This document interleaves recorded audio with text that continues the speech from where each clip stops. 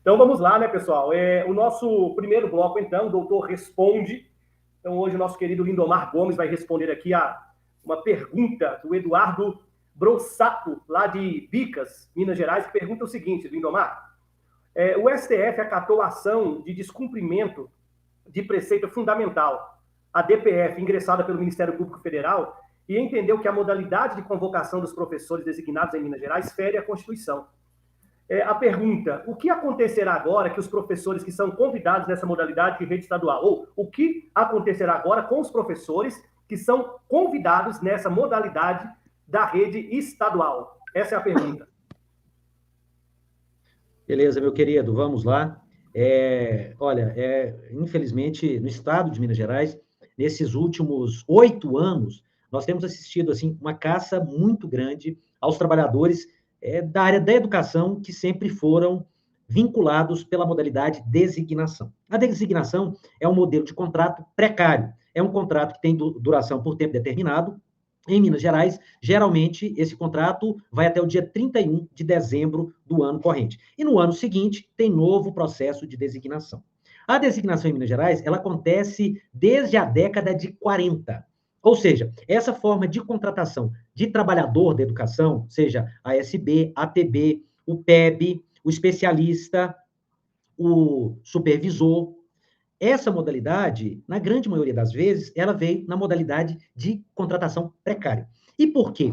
Para a gente saber, é importante entender o tamanho, a grandiosidade que é a educação da rede estadual. Tem uma defesa na ação direta de inconstitucionalidade contra a Lei 10.254, de 1990, do ano de 99, na defesa do governo de Estado, o governo de Minas Gerais coloca uma prova de que, na modalidade de contratação no ano de 2019, foram praticamente 120 mil pessoas.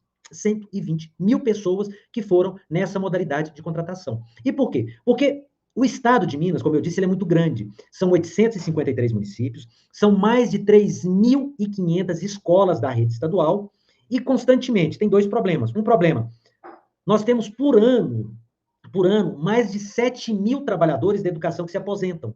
Então, ou seja, 7 mil trabalhadores que se aposentam, o Estado não consegue colocar e fazer concurso para essa quantidade. Nós temos pessoas afastadas por saúde. Nós temos também outros trabalhadores que eles têm afastamento, seja voluntário ou para ocupar um outro cargo. Exemplo, vice-diretor ou diretor. Se a gente pegar só da rede estadual, só de diretor, nós temos mais de 3.500. E de vice-diretor, nós temos no mínimo 3.500. Lembrando que tem escola que você tem vice-diretor na parte da manhã, parte da tarde e parte da noite. Ou seja, os cargos desse trabalhador acabam indo para a chamada substituição. Ou seja, uma política pública em Minas Gerais com concurso público para preencher todas essas vagas é impossível. É impossível porque nós jamais conseguiremos prever quem vai ser afastado por doença, quem vai ser afastado por voluntariamente ou não. E em Minas Gerais, desde o ano 2012, os trabalhadores da educação têm sofrido denúncias. A primeira denúncia foi da a Lei 100, a conhecida Lei 100, que foi feita por denúncia, e o Ministério Público ingressou com a ação, e ela foi declarada inconstitucional em 2014. Depois, nós tivemos a denúncia da Lei de Contratação 10.254, que foi declarada também inconstitucional, já no ano de 2019 para 2020. E nós tivemos, em dezembro do ano passado, nova denúncia, e o Ministério Público Federal ingressou com uma ADPF. As outras anteriores foram ADIM, ou ADI. Qual que é a diferença da ADPF para ADI, ou ADIM? A ADIM é ação direta de inconstitucionalidade. São para as legislações após a Constituição de 1988. E a DPF, a arguição de descumprimento de preceito fundamental, é para as legislações anteriores à Constituição de 88. Porque a Constituição, ela aconteceu e as legislações que estavam em vigor não necessariamente caiu em desuso. Então, a DPF é para essas legislações anteriores à Constituição e a ADI para as legislações posterior à Constituição de 88. E aí, nessa nova denúncia de dezembro do ano passado, e que já foi na última sexta-feira, o Supremo Tribunal se posicionou 11 votos a 0 para entender que essa legislação de 1977, de 1986, 2020 e também as resoluções e portarias do governo do Estado, do governo Zema e da Secretaria de Educação, elas estavam indo de encontro à Constituição. Aí vocês me perguntam, né? É a pergunta do nosso partícipe aqui hoje. Não é só participante, é partícipe também. Pergunta sobre, e agora? O que vai acontecer? O que vai acontecer agora?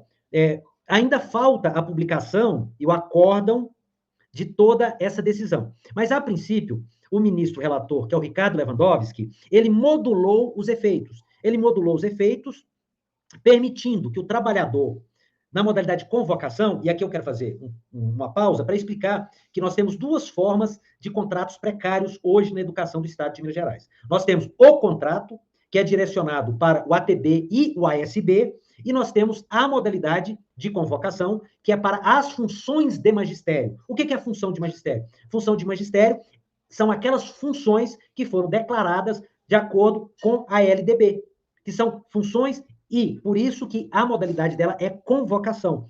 É como se existisse o cargo vago e o cargo em substituição, e aqui também eu quero definir a diferença de cargo vago para cargo em substituição. O cargo vago é aquele cargo que não foi ocupado por pessoa que fez concurso público. E o cargo em substituição é aquele cargo que vagou pelo afastamento do seu titular. Então, agora, né, na decisão do STF, nós vamos ter um período de possibilidade de permanência dos contratos, ou seja, na modalidade de convocação. O contrato do ASB, o ATB, não sofre nada, não tem diferença. Continua a modalidade de designação na modalidade de contratação para o ATB e a ASB. O que vai ferir é o PEB, são para as funções de magistério, que é para o professor, que é para o supervisor, que é para o inspetor e que é para o bibliotecário. Essas funções, sim, essas funções que são atingidas diretamente pela decisão do Supremo Tribunal Federal com 11 votos a 0.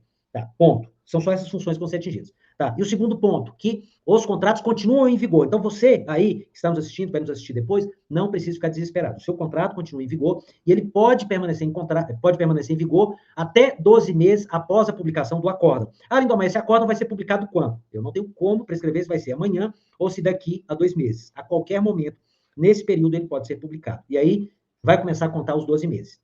Esse é o segundo ponto. E o terceiro ponto, e como que vai ficar depois que vencer esses 2 meses? O governo do Estado vai ter que fazer uma nova legislação e vai ter que diferenciar cargo vago para cargo em substituição e colocar por quanto tempo será ocupado aquele cargo. Ponto. É isso que vai ter que ser feito.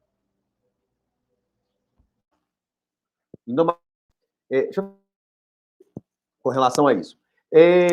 O Estado ele pode fazer um concurso público e deixar um quadro de reservas para esse tipo, porque, pelo que eu entendi pela sua fala, que foi considerado como, esse tipo de contratação foi considerado como inconstitucional. Então, o Estado ele pode fazer um concurso público e deixar um quadro de reservas, na hora que precisar de um professor ter lá nesse quadro, que foi de professor que foi feito o concurso, ele entrar no Estado como professor, e se ele precisar sair e voltar para o quadro de reserva? Existe essa possibilidade? Você entendeu a minha pergunta? Entendi a pergunta. Acredito que entendi. Eu vou falando, se não tiver do seu agrado, você entra no meio da minha fala. Ô, Leandro, é uma possibilidade para contratação, só que aí na modalidade de substituição. Para a modalidade de cargo vago, eu acredito que estaria ferindo a Constituição, principalmente o artigo 37, porque para o cargo vago, e principalmente nessas 3 decisões, a de 2014, a de 2019 e agora, de 19 de maio de 2022, é sobre essa questão que o Supremo colocou muito claro na relatoria, tanto do Dias Toffoli e quanto agora do Ricardo Lewandowski, que é o cargo vago não ter concurso e não dar posse para ele. Então, para o cargo vago, eu acredito que seria denunciado e o Supremo Tribunal Federal se posicionaria que estaria ferindo a Constituição. Para o cargo em substituição, poderia sim ser feito. Deixa eu fazer mais uma pergunta. É porque é o seguinte, de acordo lá com o artigo 37 da Constituição, a contratação tinha que ser feita via concurso público e, se não tivesse concurso público, se tiver urgência, pode ser feita a contratação direta desde que tenha atendido os requisitos. Pelo que eu entendi, não atingiu esses requisitos da contratação e não fizeram concurso público. Então, o servidor, ele tem direito aos consectários ali legais, como o FGTS, que teria direito ao FGTS, 13º, ele tem direito de reclamar isso? Ele pode reclamar isso, uma vez que o contrato dele não está dentro da legislação? Sim.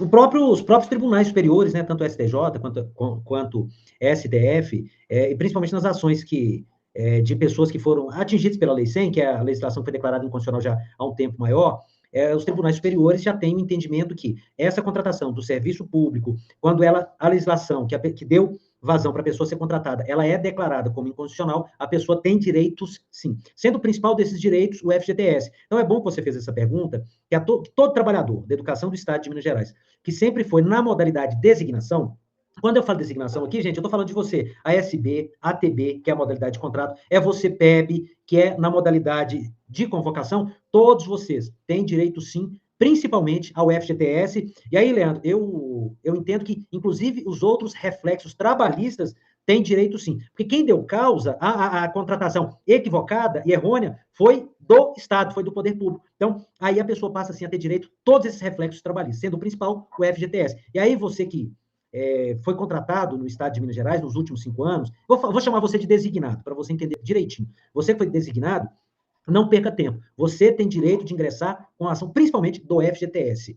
E aí, Leandro, você trabalha muito no servidor público, um contrato de um professor, dependendo do valor, da quantidade, se ele tem um cargo ou se tem 2 cargos, a pessoa pode estar deixando de receber aí 30, 40, talvez até 50 mil reais por esse contrato que foi feito de forma equivocada, culposamente pelo Estado. É isso aí que eu estava pensando, justamente isso. Se você parar para pensar na questão que o Estado não recolhe o FGTS deles, né?